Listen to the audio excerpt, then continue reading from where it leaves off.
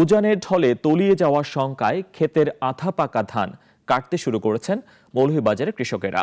কৃষি বিভাগ কোনো সহযোগিতা করছেন না বলে অভিযোগ তাদের। বিকাশ দাসের রিপোর্ট জানাচ্ছেন রাশেদুল কাদের। মৌলভীবাজারের হাওরগুলোতে চলছে বোরো ধান কাটার উৎসব। ভোর থেকে কৃষকরা মাঠে ছুটছেন,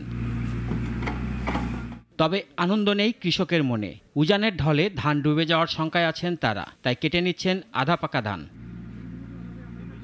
কৃষি বিভাগের প্রতি নানান অভিযোগ কৃষকদের। তারা বলছেন শেষ পর্যন্ত ধান ঘরে তুলতে পারবেন কিনা তা নিয়ে দুশ্চিন্তায় আছেন। সরকারি অবদান আমরা কাছে কোনটাই নাই। কৃষি অফিসার এরা না হয়, পরামর্শ না দেওয়ায় আমরা বঙ্গবন্ধু আর হীরা ধানটা মারা দেওয়ার পরে অর্ধেক সুস্থ হয়ে যায়। যে শিলা বৃষ্টি হয়েছে কয়দিন আগে, মানুষের ভিতরে আতঙ্ক সৃষ্টি হয়েছে। তুরা ধান থাকছে, তারা গৃহস্থে কামলা লইয়া 800-900 টাকা হাজিরা কামলা লইয়া দ্রুত ধান কাটতেছে। আমরা আগেই মনে করেন যে শিলা বৃষ্টি যাতে না হয়, আমরা যাতে না পায়, সেই কারণে ধান যা পাকছে তাই মনে করেন যে কাটতে নিয়ে যাওয়ার চেষ্টা করতেছে। কৃষি বিভাগ অবশ্য বলছে দেয়া হচ্ছে সব ধরনের সহযোগিতা।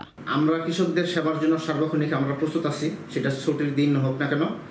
এবং মাঠ লেভেলে কোনো কৃষক যদি সেবা না পায়, কোনো অভিযোগ আসে, আমরা তাৎক্ষণিক ব্যবস্থা নেব। মৌলভীবাজারে এবার ধানের বাম্পার ফলন হয়েছে, তবে ফসল ঘরে তোলা আর ন্যায্য মূল্য নিয়ে কৃষকের দুশ্চিন্তা থেকেই গেছে।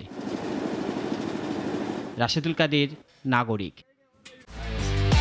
একমাত্র ওয়ালটন এসি দিচ্ছে 1 বছরের রিপ্লেসমেন্ট গ্যারান্টি এবং কম্প্রেসারের 10 বছরের গ্যারান্টি।